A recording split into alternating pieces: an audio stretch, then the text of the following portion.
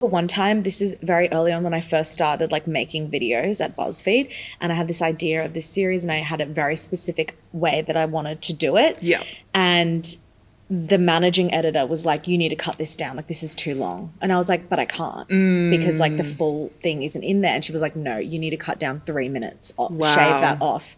And I was like, oh my God, like you're ruining my project. And then I was like, do I even know like how to do this? Like, am I not seeing something? And then I followed her feedback, cut it down. And I was like, this is so much better. So it can be a learning in the other way too, but it did make me question myself because I was like, I thought that the first video I ever made, I was like, I've got it. And then I was like, wait, do I know anything about this?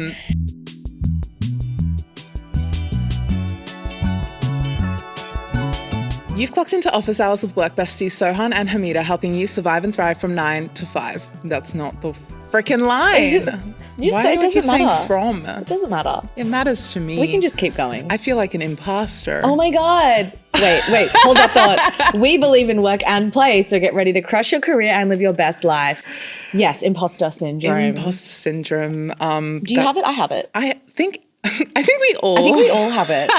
I think I know that this episode is tips to overcome imposter syndrome.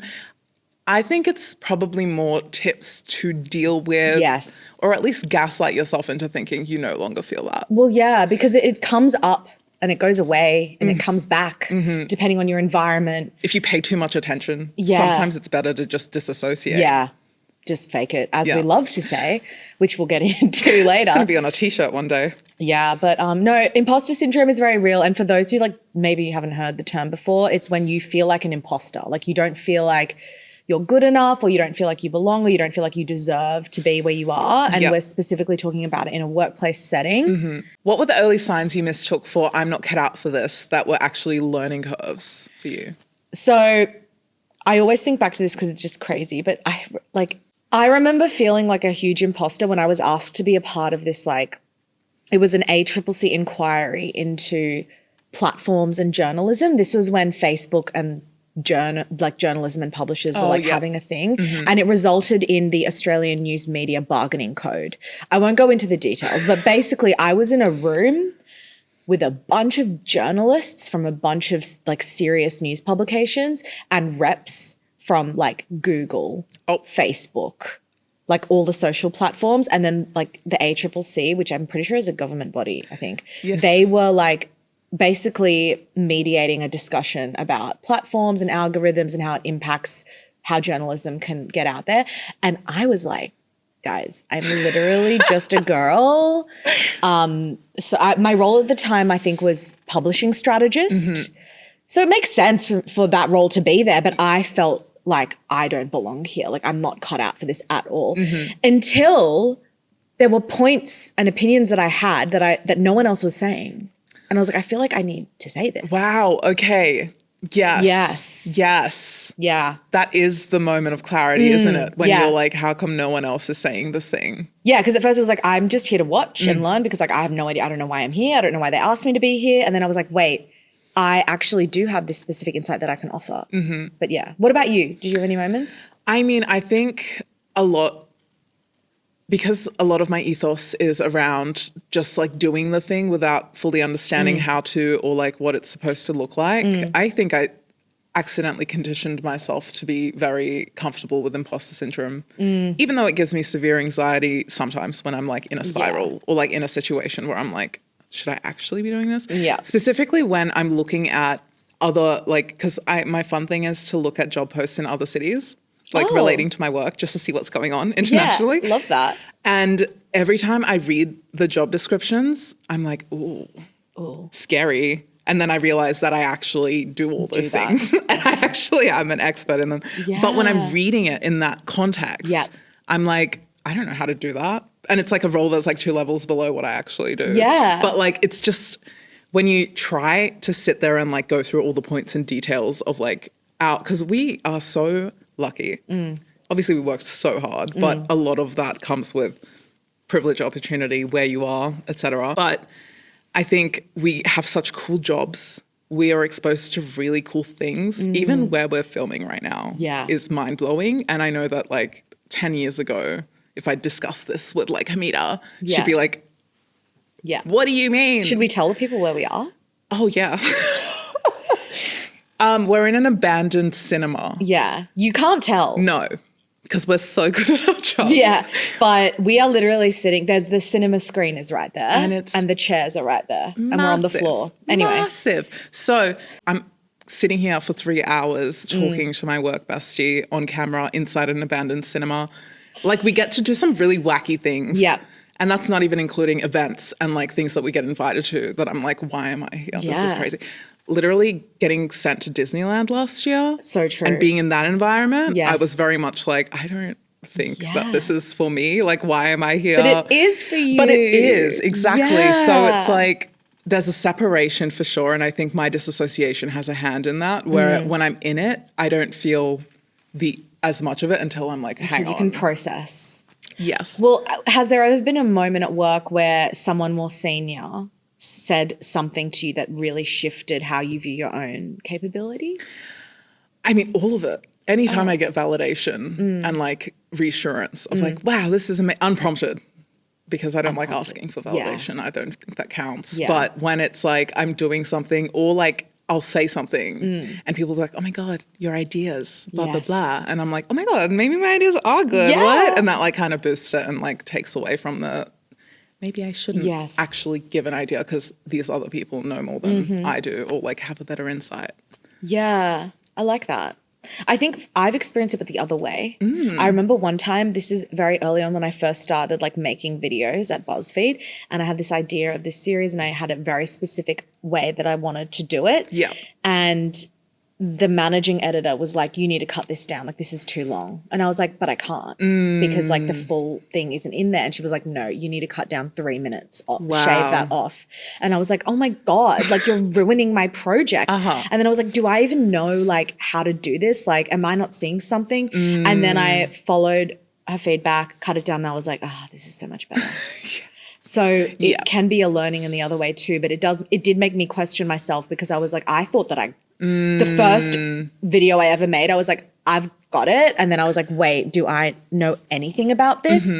And then it became like a good learning. Oh my God. Yeah. I love that. No, I totally oh my want God, to that's cut so everything different down. from Yeah. like my experience. But I guess that's because we approach things differently. Yeah. But as I we've do learned. love validation as well. I feel like when Yes. someone you respect I tells just you mean, how good you are. I don't think I've ever submitted anything in my life that I haven't expected feedback on.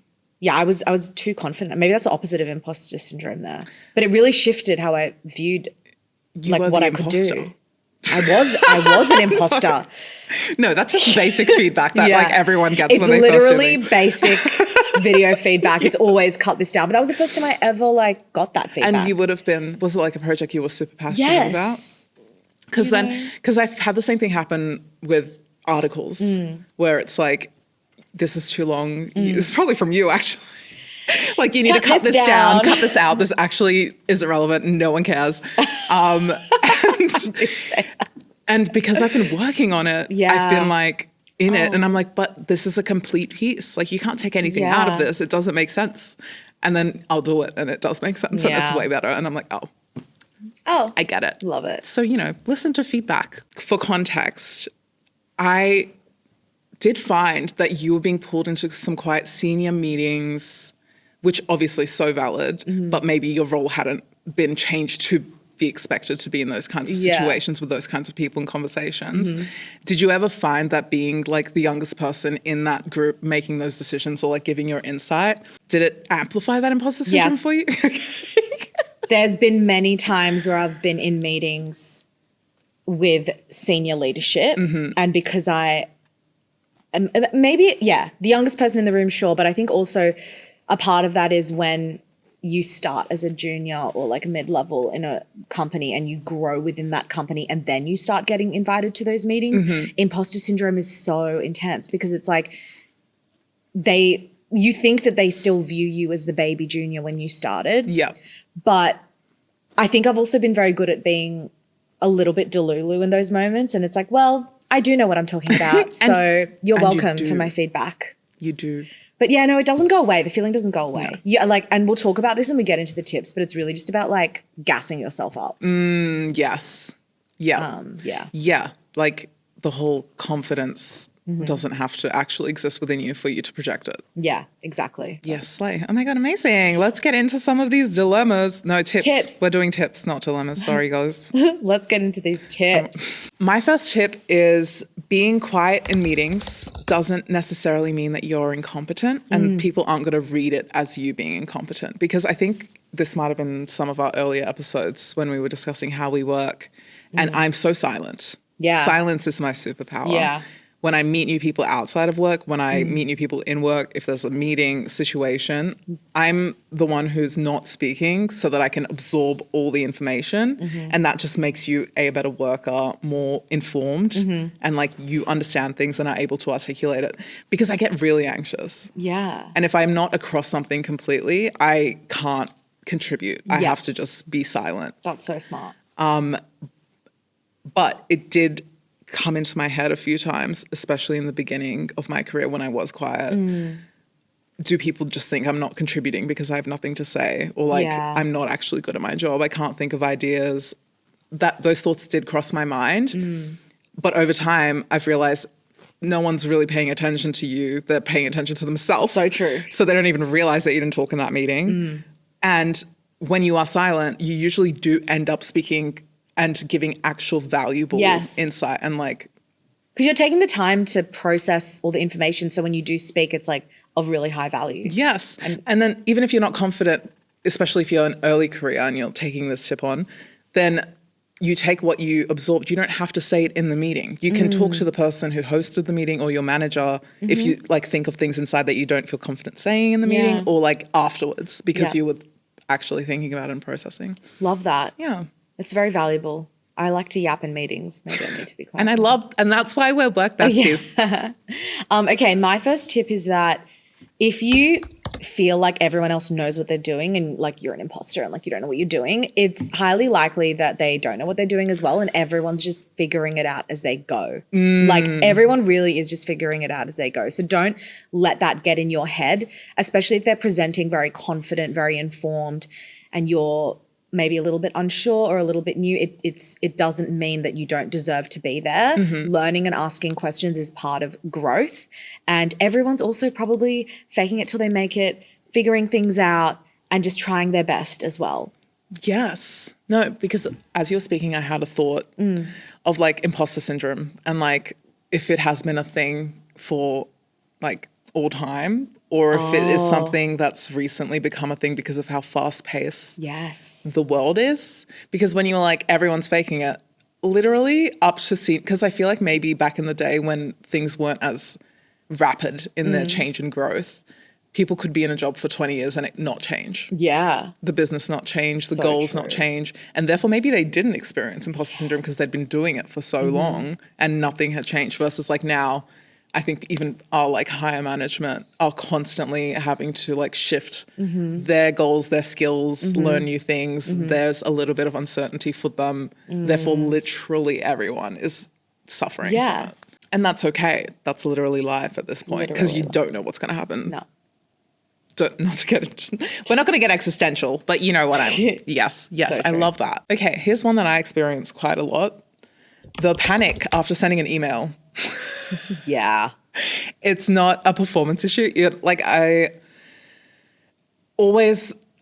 am going to feel that anxiety until I retire. Yeah. It doesn't matter what kind of email I'm sending. I could be sending an email literally to like a couple of juniors on our team and I'm still like rereading and then like sending it and I'm like, oh my God, I hope I didn't have any weird mistakes in there that they're going to pull out and be like, Oh my God, I always you check misspelled to see apostrophe. if I like sent it to the wrong person. Oh, I'm like, did I send nightmare. this to the right person? Scary. But it's the anticipation of just sending it out into the world and then it's work. So you're like, everything is being monitored. Like it's okay to feel scared about sending them. And It's that's normal. okay. Yeah. It's also about like answering your phone. But I never did that anyway. No. So. Oh God, no. Making phone. When I first entered the workforce, it was still a thing to like use phones. I've taken my phone number out of my email signature God, because me I'm too. like, I don't need anyone to be calling me. The people that have my number, that need my number. Yeah. And then it becomes extra suspicious when like external people get your phone number because you're like, where did you find? Yeah, it's on a database somewhere. Yes. No. I still can't talk on. I still don't. If there's an option for me to get emails, I'm doing that. I'm not calling up the call center. 100%. No, not for me. 100%. Okay, well, speaking of phone calls / having to speak, my tip is over prepare over under preparing. Even if it feels silly, like sitting there and like scripting out a phone call or like scripting out meeting notes, it's okay to go above and beyond and prepare, even if you're not actually reading those notes when you're in the meeting or in the phone call or talking to the person. Just sitting down and like mapping it out gives you a bit more confidence in the moment. So don't be afraid. Like, I always find sometimes for meetings, like, you know, especially in my early career, it was like, okay, these are the points I want to make, but I found it really helpful to just script out how I was going to say it, how I was going to approach it, and even practicing. Like, you might not even look at those notes ever again, but just the act of doing that, your brain's running through things, it is really helpful. And practice makes perfect as well. Yes, I do that a lot. I script out everything every time because I get stage fright. Yeah. And it does really help. It does. To just have it written. Even, like you said, even if you're not reading off it, it's in your brain because you've written it down and like read through it and you understand the process. Totally. Yeah. Okay, throwing it back to Sohan being the youngest person in the room. Being the youngest person in the room isn't a disadvantage. And I think we fall into a trap a lot of the time when we're just starting out in our career where we think that we have to impress everyone in every room all the time and like be visible essentially. But it is, you're not quite, like, you're not there to impress people. You're literally there to observe. You're there to be in that room and just take from everyone else that's speaking, that's more senior than you, that can offer some kind of, like, they obviously aren't going to be sitting there specifically. Imagine if this was the meeting and it's just advice on your career in life. No. But like inadvertently, they're giving you tips based on how they communicate, what they're saying, how they'll problem solve depending on what the meeting is about. Like be that young person. Be the one who's asking questions afterwards if you have questions and you're curious.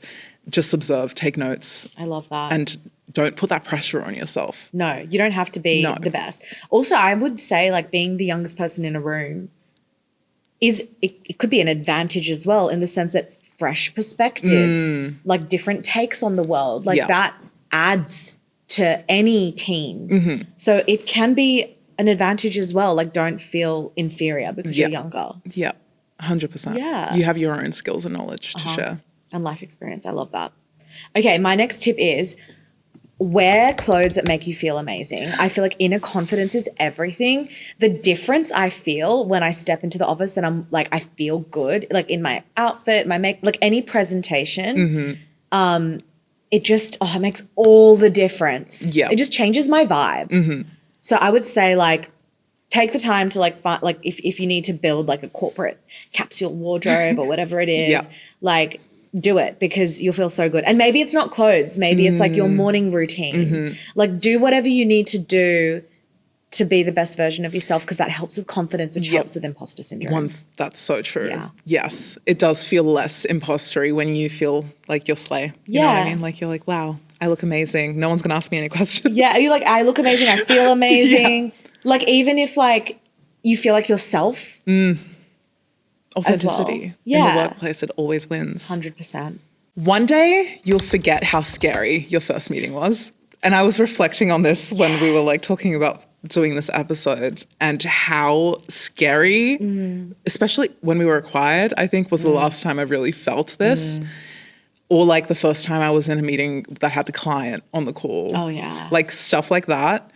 Nerve-wracking. Oh my God. Even though you're like, it's literally a meeting with regular people who are just talking regular speak, whatever. Like it's not that serious at all, but it feels like you're literally about to step onto a stage of like 5,000 people watching you. True. And that really does, you do kind of like forget. Yeah, it gets so much easier. Practice, repetition. Yep. Yeah. Like I remember, if I ever had to lead a meeting, even if it was just a brainstorm, I would be freaking out, heart pounding, voice shaking. Yep. And now I'm just like, all right, all right, guys. Like it does get easier. Yep. With practice and also with familiarity with the people you're working with, I think too. Yes, and then it's just like if you look back on your life at things that used to make you nervous and like think about how that's changed now. Think about like if you drive, sitting in that seat, like obviously when you're first doing it, you're so scared, but it becomes a second nature to you. This will as well. So don't hold on to the scariness and just assume that it's going to be like that forever. Love that. Because it's not. Okay. We talk about this all the time. My next tip is be as delusional as possible, i.e. fake it till you make it. Like just keep telling yourself that you deserve to be where you are and that you're good at what you do. It sounds corny, but it actually works. And I think we said this in a previous episode where it's like there's a science to it because your brain doesn't know the difference between a lie and the truth. So even if you are lying to yourself, your brain's going to be like, oh my God, you think that you're amazing? Well, I guess you are. We're really amazing. Yes, love that. Also, if you say anything with enough confidence, no one will question you. Yeah. So you can take it a step further. Yeah. And if you just say whatever you want to say with a lot of confidence. It makes such a difference. Yeah, even if you have no idea what you're talking about. Love now, this that. is not advice for white men. Please don't do this. We already know you do this. You're not slick. But other people, just do it. Just speak with confidence. You'll be fine. Yeah. On that, you're also allowed to take time before responding. Like you don't need to give people answers immediately when they ask you them, whether that is in a meeting or like just out and about or like if you're working from home and they'll send you a message. You can say, I'll find out or let me look into that because I'm not across. Literally, use that corporate jargon. Yeah. But it's not, you don't seem lesser, you don't seem less knowledgeable. You actually seem like someone who wants to dedicate time to answering this person's question. Because you don't want to word vomit and be like, oh, I'm not sure, let me check. Oh, it looks like this. Oh, it looks like that. Like you'd rather just be like, let me get back to you in a couple hours. Yes. Or let me get back to you tomorrow. Yep. And that'll like, and then you'll learn. Yeah. So that when someone comes to you with that question next time, you went and like took the time to figure it out and then you'll be more skilled then. So real. I love that. Okay. My next tip is when you're feeling that imposter syndrome, just know, like, be open to learning and knowing that learning is like a state of mind, like being open to learning is a state of mind. Everyone is learning all the time, even like your boss's boss. You'd hope they would be. Yes, it's a good place to be. Like you don't want to be shut off to new information or new things. And also keeping that open mindset, it doesn't mean that you're not operating at a senior level. So if you're unsure, ask questions. We've said this before, but I like the best seniors and leaders are constantly evolving and constantly learning. So just keep that learning mindset because sometimes you might feel imposter syndrome because you don't know everything about a thing. But if you think you know everything about that thing, that's probably a red flag because you don't, because you probably can't. There's still more to learn. Things change, things evolve over time. So keep that mindset in the back of your head, like it's okay to not know everything, but just be open to learning it. Yes. Instead of shutting it off. Yep. Yeah. Yeah, because I'm not going to say that. That's rude. What were you going to say? Well, just like I think stagnancy is unattractive. Yeah. Like I think people who aren't willing to learn, like who develop, like because you're learning new things, especially with the introduction of the internet. Yes. Like also facts change. Yes. Facts change so often that I can't keep up. Like I'll say something. Like the other day I found out that apparently eggs are good for cholesterol now. What? You spent like 15 years telling me they're horrible for cholesterol. Literally, my parents always told me you can only have 2 eggs a week because of cholesterol. But now apparently you can have them every day. Yes. So things change. Constantly learning. Always be open to learning about because eggs. you will never and other things. You will never know everything about a topic. Yeah. Never. Totally. I love. Mistakes at work are not career-ending events, even though they feel like it at that time. And it doesn't make you an imposter to make a mistake because everyone, not quite Hannah Montana, everybody makes mistakes. Everybody has those days. Yeah. No, but like genuinely. That's so true though. Like a mistake, unless of course you're like accidentally exposing like all the privacy information of your company to some hacker, that might be a career-ending mistake. Well, but if it's like you sent an email to the wrong person, you accidentally said happy hump day on a Monday, which I've done. Yes, you've done. It's like people forget. No one cares. It's actually kind of funny sometimes, depending on the context. Just like learn from it and move on. Even like make it part of your personality. It depends on the mistake. Depends on the mistake, but also just like be accountable as well. Yes. Like I think it's it's more awkward if you make a mistake and like don't say anything and don't do anything and kind of just retreat. But if you're like, oh, I'm so sorry, this won't happen again, move forward, everyone will forget. And also that's a good reflection on you that you can take accountability and learn as you go. Because mistakes are gonna happen. Yep. They happen all the time. They happen all the time. It's human error. Yeah. And my next tip is stop saying sorry. You don't have to apologize before every sentence. You don't have to apologize for asking a question. I'm so guilty of this. I'm like, so sorry to message you, but I have a question. I was potentially maybe thinking that we could possibly look into this at some point. You don't do that. Like, no, just ask. Your presence isn't an inconvenience. Your questions are not an inconvenience. It's so hard. And this also goes for personal life. I feel like I always say sorry. Just don't, we all got to stop saying it, guys. Yes. Yeah. I love a don't apologize. I always throw a don't apologize back at someone when they say sorry, or like something will happen, or like they'll get feedback and they'll be like, hey, I'm so sorry, but they've asked if we can do this. And I'm like, why are you apologizing to me for them? Yeah. First of all. Yeah. I'm like, please stop. And it's always women. I know. It's always the girls. Yes. But first of all, as someone who's very direct of like, just tell me what you want. The I'm sorry's annoy me sometimes, and that's my don't apologize, because I'm like, just tell me what you need. Yeah. Like, I don't care whose issue it was. I don't like, you don't, unless you've personally done something horrible to me as a person, stop apologizing. Yeah.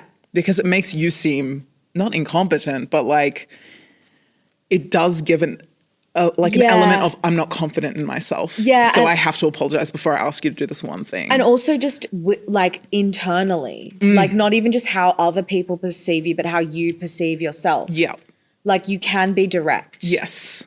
You don't have to apologize for everything. Yeah. You don't have to understand everything in 1 week or 1 month even when you start somewhere new. I find this happens a lot with new starters. It's like you suddenly feel like oh, why did they hire me? I don't know what I'm doing. Like, I'm terrible at no, you're in a new workspace, you're in a new environment. Even when you move within a corporation to a different part of it, it's a new job. You're in a new space and environment. Take your time. Yes. Learn it all, build a foundation. You don't need to know everything immediately. 100%. This is literally so linked to my next tips. I'm going to go in. It's basically the same tip, but the job will feel easier in 6 months.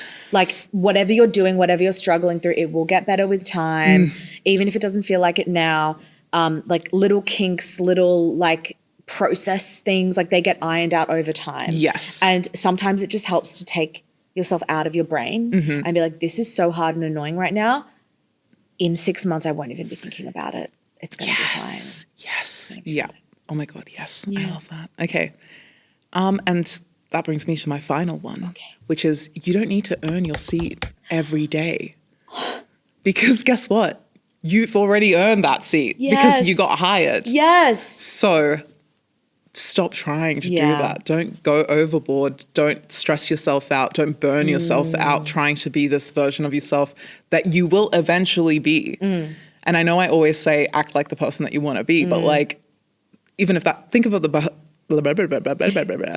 person acting like they will be. Yeah. Even they wouldn't put that on themselves.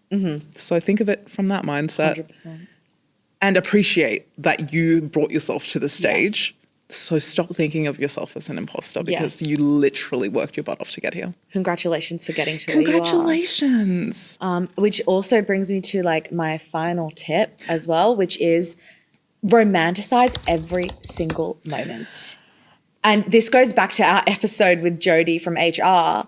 That mindset of I get to do this, not I have to do this is one way. Also just down to the little things like getting yourself a little cute lunchbox or like a little cute keep cup for your coffee. Yeah.